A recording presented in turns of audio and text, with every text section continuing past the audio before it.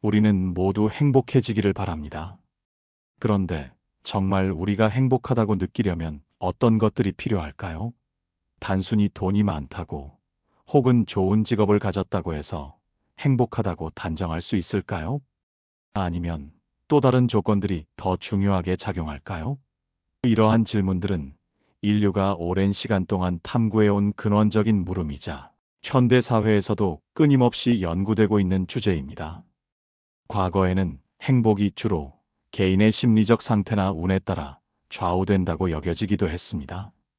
하지만 과학의 발전과 함께 행복과학이라는 새로운 학문 분야가 등장하면서 행복을 정량적으로 분석하고 측정하며 나아가 행복을 증진시킬 수 있는 구체적인 방법과 정책적 시사점까지 도출하려는 노력이 활발하게 이루어지고 있습니다.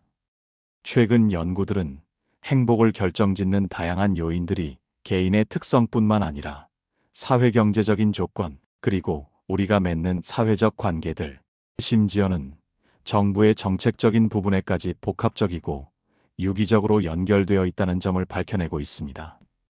행복이라는 것이 단순히 주관적인 감정으로만 치부되거나 노력만으로는 도달하기 어려운 막연한 목표가 아니라 체계적인 분석과 개입을 통해 충분히 향상시킬 수 있는 영역이라는 인식이 확산되고 있는 것이죠.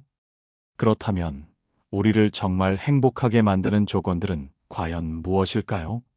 과연 어떤 요소들이 우리의 삶에 긍정적인 영향을 미치고 궁극적으로 우리를 더 행복하게 만들 수 있을까요? 이 질문에 답하기 위해 몇 가지 매우 중요한 요소들을 함께 심층적으로 살펴보겠습니다. 이러한 논의를 통해 우리는 행복에 대한 더 깊은 이해를 얻고 우리 자신과 우리 사회의 행복을 증진시키기 위한 실질적인 방안을 모색할 수 있을 것입니다.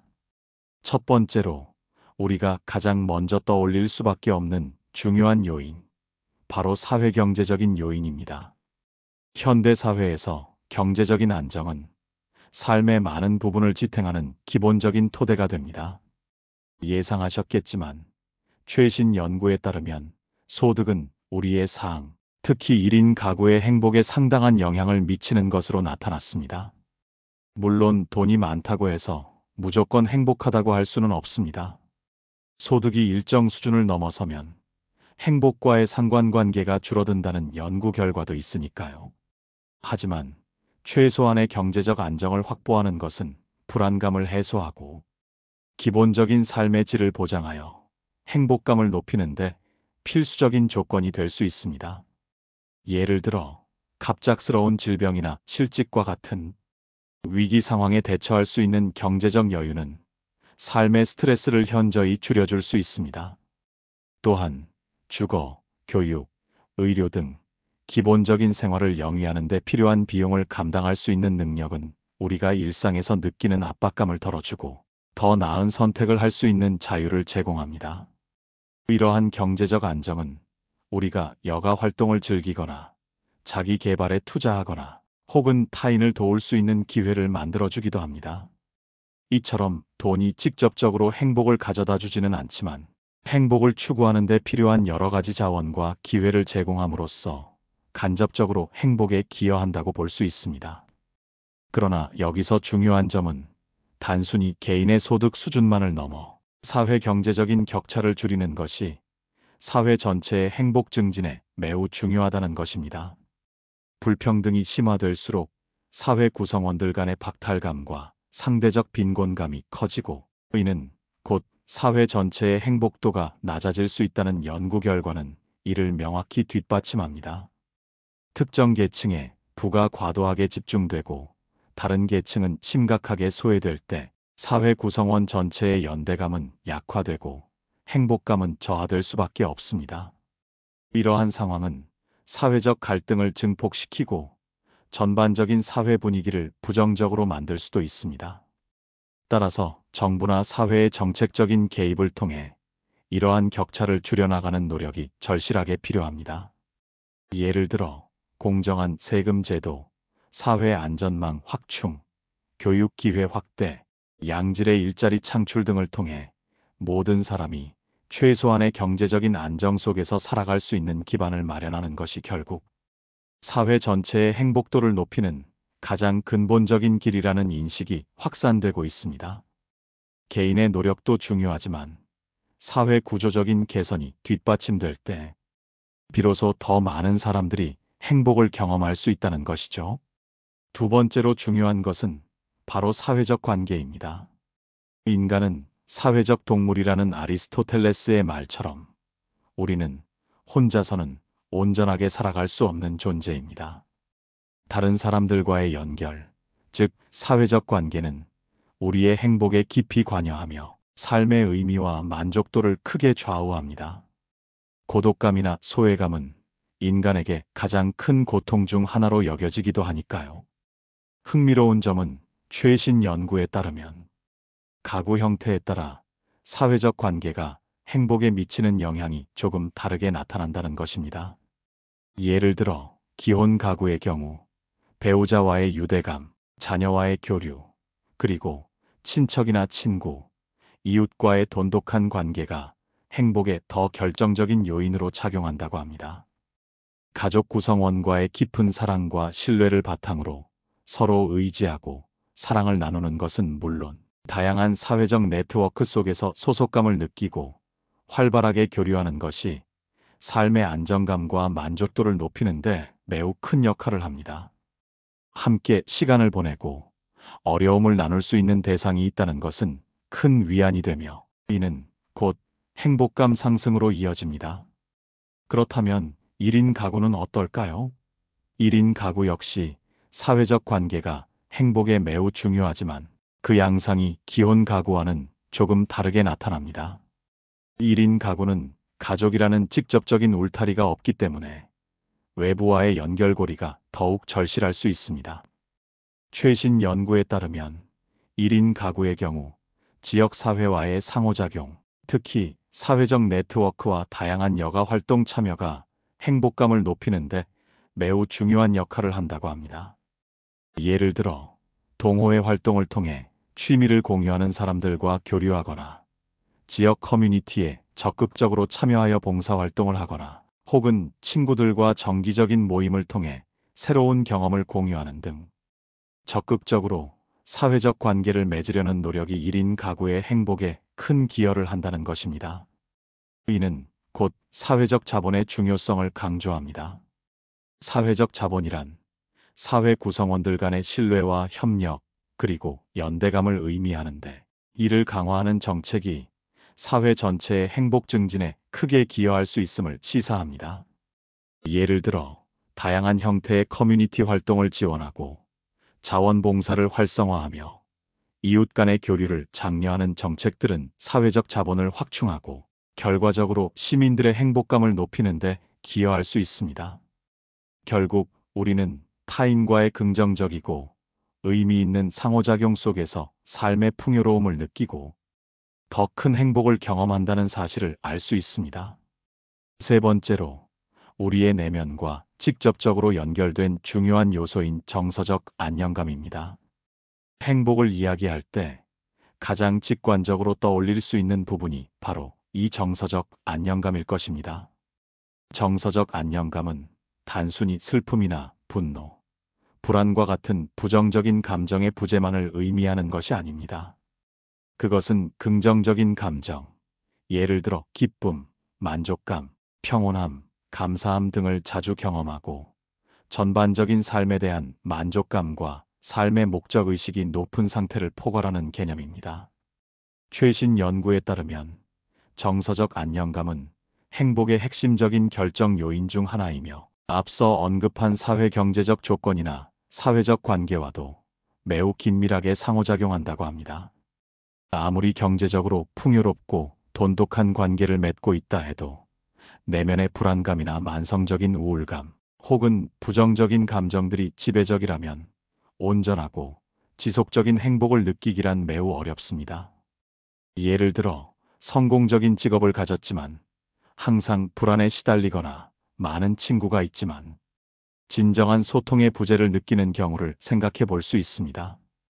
반대로 때로는 어려운 상황에 처해 있더라도 긍정적인 마음을 유지하고 작은 일상 속에서 기쁨을 찾을 줄 아는 사람은 그렇지 않은 사람보다 훨씬 더 큰 행복감을 느낄 가능성이 높습니다. 이러한 정서적 안정감을 높이기 위해서는 어떤 노력들이 필요할까요? 여기에는 다양한 접근 방식이 있을 수 있습니다. 예를 들어, 효과적인 스트레스 관리 기술을 배우는 것, 매일 명상이나 마음 챙김을 통해 자신의 감정을 인식하고 다스리는 연습을 하는 것, 긍정적인 사고방식을 훈련하는 것 등이 포함될 수 있습니다. 또한 필요하다면 심리 상담이나 정신 건강 전문가의 도움을 받는 것도 매우 중요합니다. 우리 사회는 아직 정신 건강 문제에 대한 편견이 존재하지만 신체 건강만큼이나 정신 건강 또한 적극적으로 관리하고 치료해야 할 중요한 부분임을 인식하는 것이 필요합니다.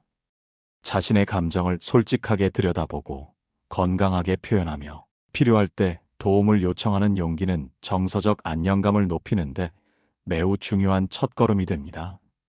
결국 우리의 내면을 돌보고 관리하는 것이 우리의 전반적인 안정감과 행복감을 향상시키는데 결정적인 역할을 한다는 것을 알 수 있습니다.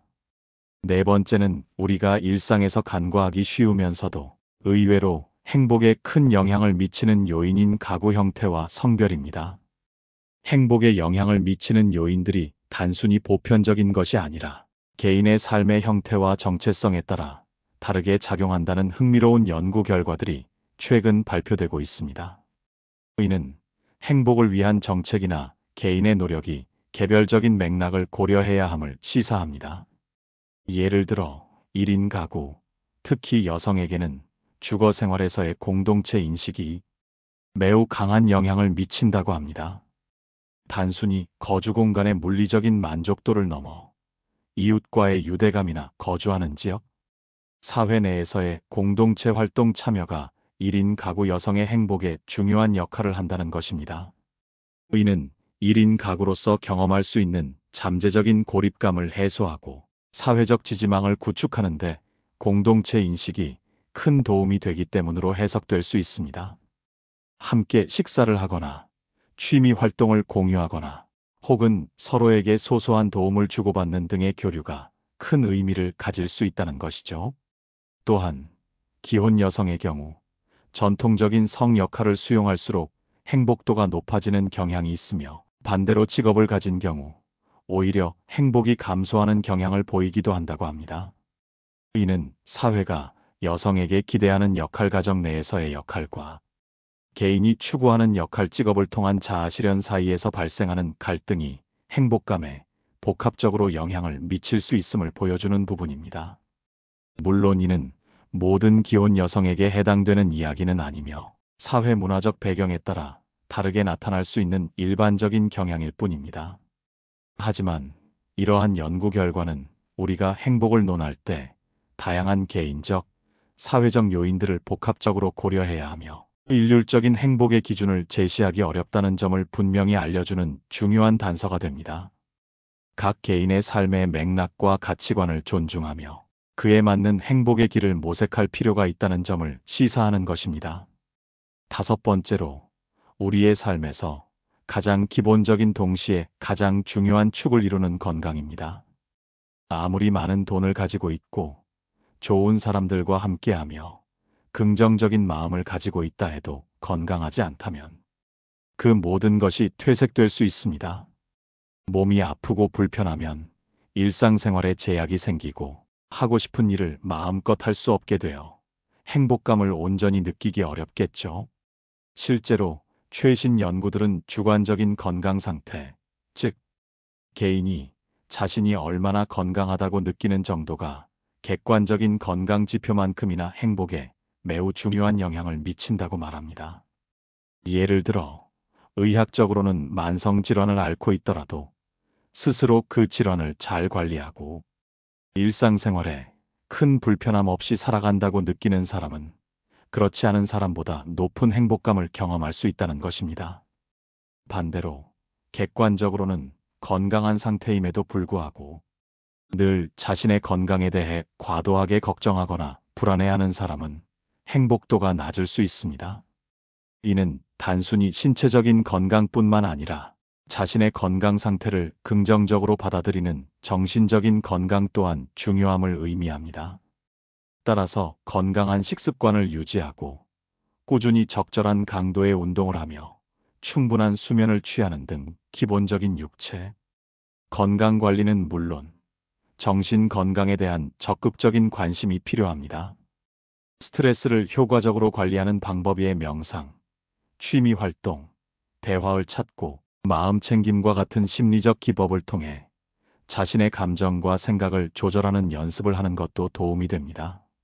만약 우울감이나 불안감, 무기력증과 같은 정신 건강에 어려움을 겪고 있다면 주저하지 말고 전문가의 도움을 받는 것이 중요합니다.